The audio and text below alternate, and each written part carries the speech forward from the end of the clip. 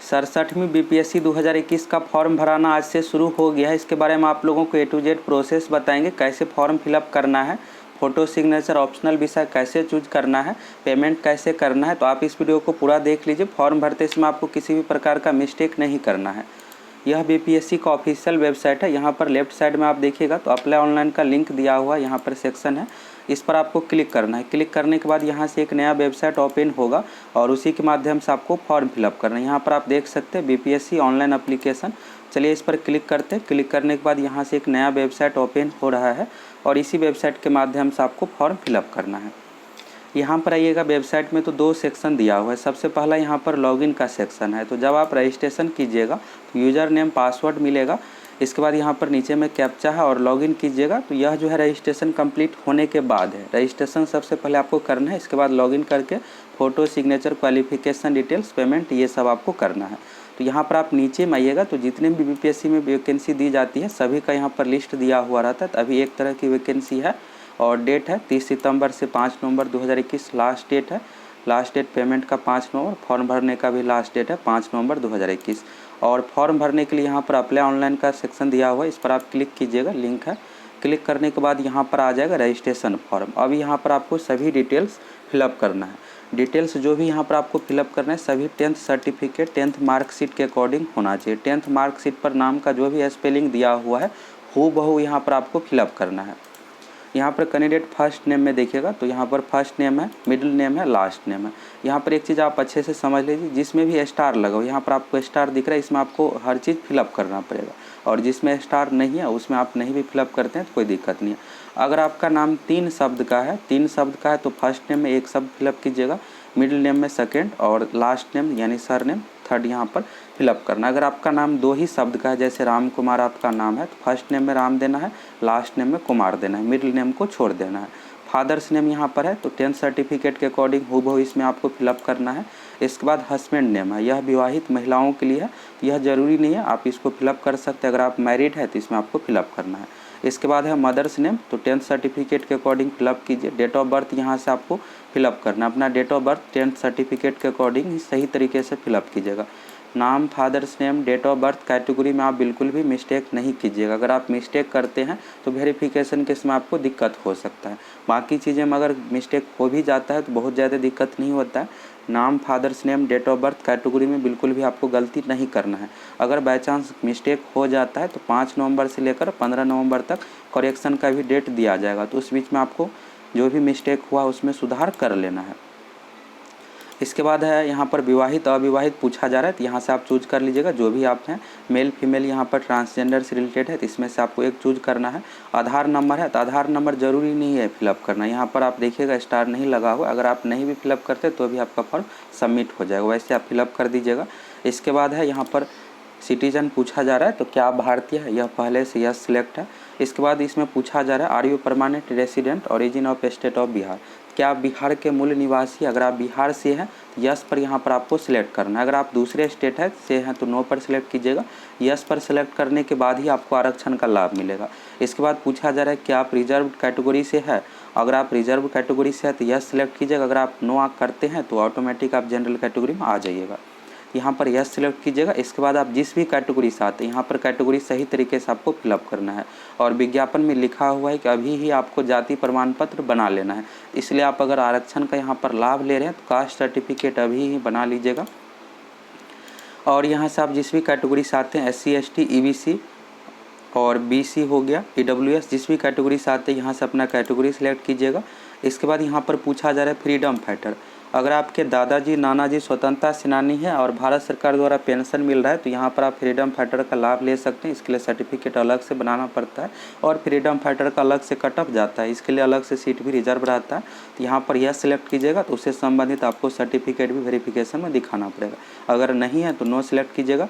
इसके बाद दिव्यांग से रिलेटेड, अगर आप दिव्यांग हैं तो यहाँ पर यह सिलेक्ट कीजिएगा और जो भी यहाँ पर है उससे रिलेटेड आपको चूज करना है। इसके बाद है एड्रेस ऑफ कॉरस्पॉन्डेंस यानी वर्तमान पता। तो वर्तमान पता और अस्थायी पता अगर अलग अलग है तो यहाँ पर वर्तमान पता फिलअप कीजिए और अस्थायी पता यहाँ पर परमानेंट एड्रेस है।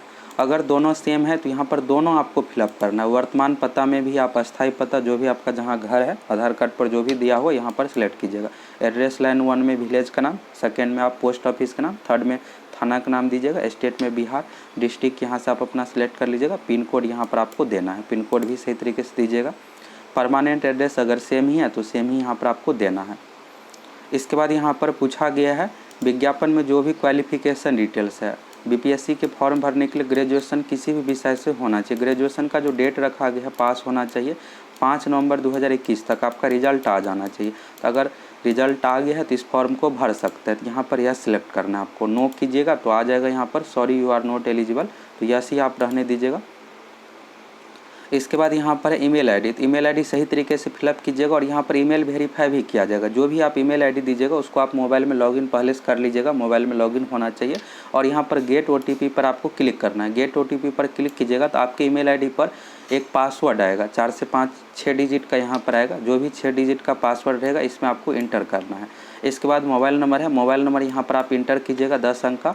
और इसके बाद गेट ओटीपी कोड है, मोबाइल नंबर पर भी आपको 6 अंक का ओटीपी कोड आएगा। यहाँ पर ओटीपी कोड यहाँ पर इंटर करना है। इंटर करने के बाद यहाँ पर लास्ट में कैप्चा है, यहाँ पर जो भी दिया हो अगर यह स्मॉल लेटर में लिखा हो तो स्मॉल में ही, कैपिटल में है तो कैपिटल में हूबहू इसमें आपको फिलअप करना है।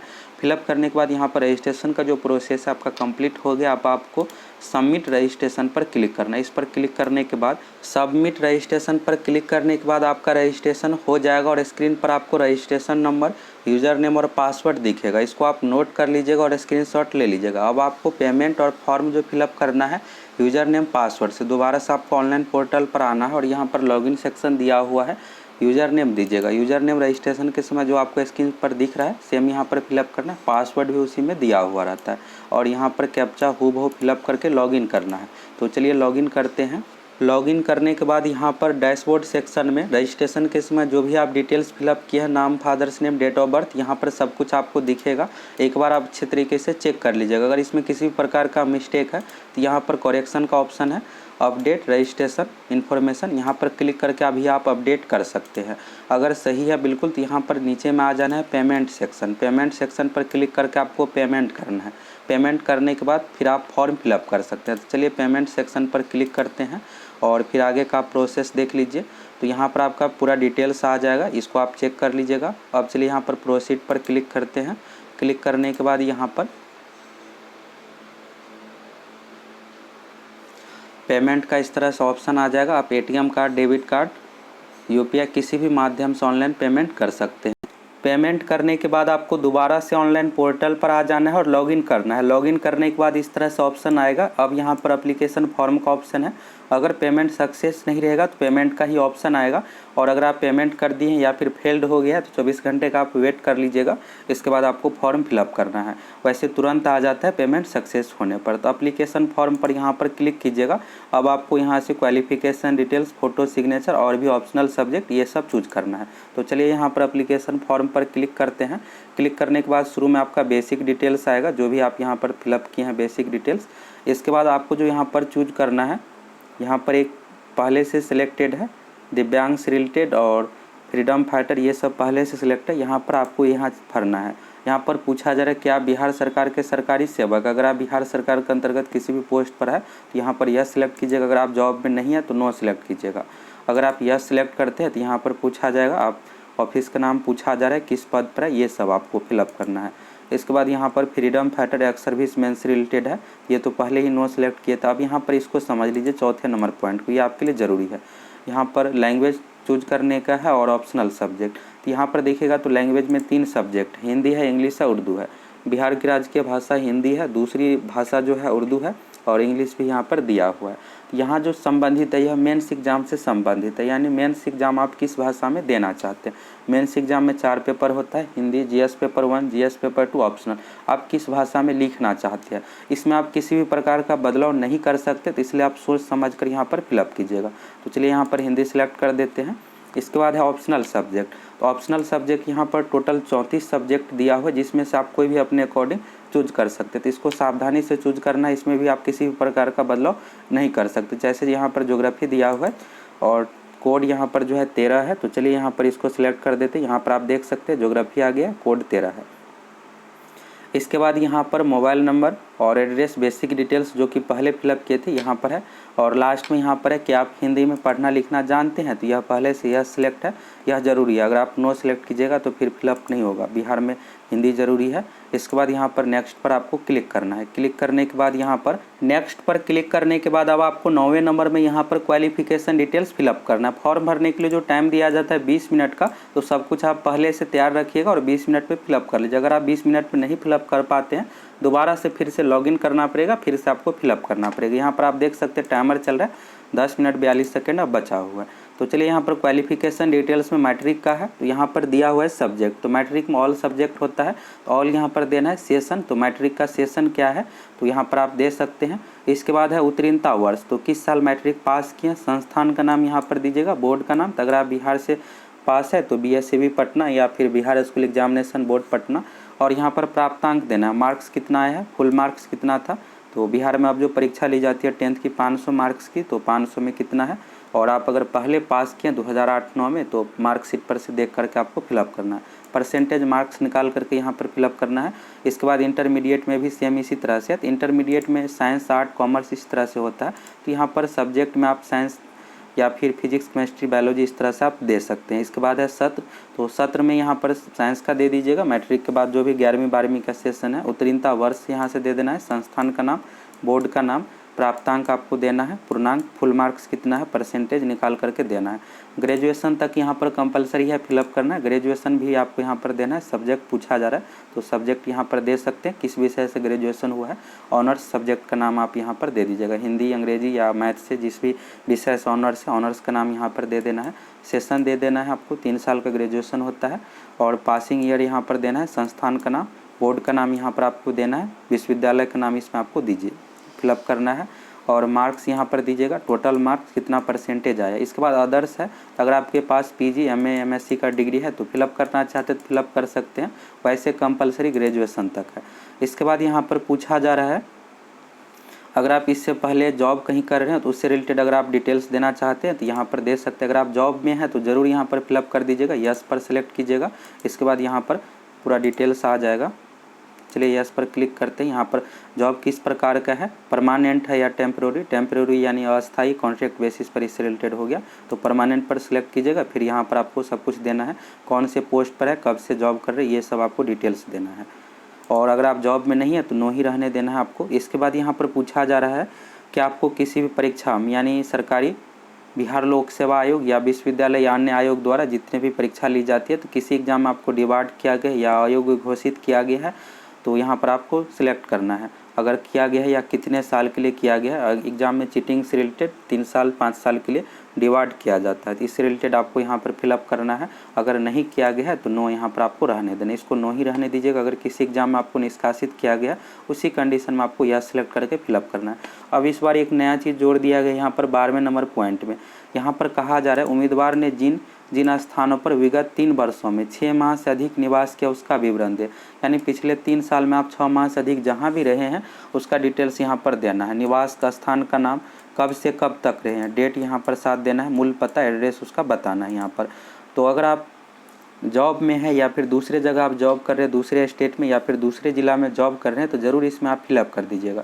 वेरिफिकेशन के समय आपको दिक्कत हो सकता है, जहाँ भी आप जॉब कर रहे हैं वहाँ का नाम यहाँ पर दे दीजिएगा, कब से कब तक, ये सब डिटेल्स फिलअप कर दे। अगर आप जॉब में नहीं है, घर पे ही रह रहे हैं, तो यहाँ पर आपको ये देखिएगा तो स्टार यहाँ पर लगा हुआ है, ये फिलअप करना ज़रूरी है। तो घर का ही नाम यहाँ पर दे दीजिएगा, अपने गाँव का नाम दे दीजिएगा, कब से कब तक यहाँ पर रह रहे हैं, पूरा पता के साथ यहाँ पर आपको फिलअप कर देना है।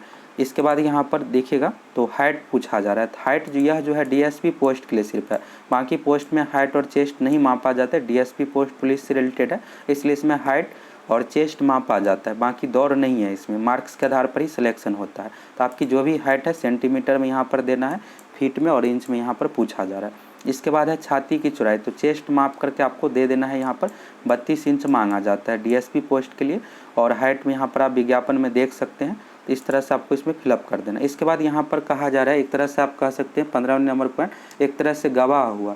12वें नंबर पॉइंट में जो यहाँ पर पूछा गया था कि आप 6 माह से अधिक जहाँ भी रहें उसका डिटेल्स दें, यहाँ पर आपको 2 गवाह का नाम आप सिंपल सा कह सकते हैं कि जो भी आपको पहचान रहा हो। और यहाँ पर ये क्लियर लिख दिया गया है आपके रिलेशन का नहीं होना चाहिए, बट नॉट इन रिलेशन। तो यहाँ पर जिसका भी नाम दीजिएगा अपने पड़ोसी का किसी का नाम दे दीजिएगा, उसका एड्रेस के साथ यहाँ पर आपको दे देना है। यहाँ पर देख सकते हैं 2 विनिर्धारकों का पता सहित पूर्ण विवरण, जो उम्मीदवार को 6 माह से अधिक जानते हो पर उससे संबंधित ना हो। तो अपने फैमिली मेम्बर का किसी का नाम नहीं दीजिएगा, इसमें अपने पड़ोसी से रिलेटेड दे दीजिएगा। तो वैसे डॉक्यूमेंट वेरिफिकेशन में ये सब चेक नहीं किया जाएगा। जब आपका जॉब हो जाएगा तो पुलिस वेरिफिकेशन जो किया जाता है उस समय चेक किया जा सकता है। तो यहाँ पर अपने पड़ोसी का किसी का 2 का नाम यहाँ पर आपको जरूरी है देना। इसके बाद है उम्मीदवार एक शारीरिक पहचान चिन्ह। तो इसमें अपने बॉडी का पहचान चिन्ह, अगर फेस पर कहीं भी कट का निशान है या फिर तिल का निशान है तो ये भी चीज़ आपको यहाँ पर फिलअप करना है। अगर मान लीजिए आपके गाल पर तिल का निशान है तो इस तरह से आपको लिखना है ए मोलन, और जिस साइड भी है लेफ्ट साइड या राइट साइड है तो राइट साइड करके आपको देना है। चिक गाल लिख देना है, या नाक कान जहाँ भी है ये चीज़ आपको पहचान चिन्ह में यहाँ पर लिखना है। इसके बाद अगर कोई भी सूचना और फिलअप करना है तो यहाँ पर यह सेलेक्ट करके यहाँ पर फिलअप कर सकते हैं। अगर और कोई सूचना नहीं देना है तो नो पर ही रहने दीजिएगा। अब यहाँ पर फोटो सिग्नेचर आ जाता है। तो फोटो जो आपको अपलोड करना है बिल्कुल सही तरीके से 3:4 के रेशियो में होना चाहिए। 25 KB से कम साइज़ का होना चाहिए। रंगीन फ़ोटो आपको अपलोड करना है और क्लियर क्वालिटी में होना चाहिए। फ़ोटो क्लियर तरीके से फेस दिखे। इसके बाद यहाँ पर सिग्नेचर है तो सिग्नेचर हिंदी इंग्लिश दोनों में अपलोड करना पड़ता है। तो सिग्नेचर 15 KB से कम का साइज़ का होना चाहिए। इंग्लिश यहाँ पर सिग्नेचर अपलोड कीजिएगा, यहाँ पर आप हिंदी सिग्नेचर अपलोड कीजिएगा। अब ये चीज़ अपलोड करने के बाद यहाँ पर अब आपको क्या करना है, रिव्यू पर क्लिक करना है। यहाँ पर रिव्यू का ऑप्शन दिख रहा होगा। अब जो भी डिटेल्स आप अभी तक फिलअप किए सभी आ जाएगा। एक बार आप चेक कर लीजिए, अगर सही है तो आपको सबमिट कर देना है। सबमिट करने के बाद आपका फॉर्म सबमिट हो गया। अब आपके ईमेल पर और मोबाइल पर भी मैसेज आ जाएगा कि आपका फॉर्म सबमिट हो गया है।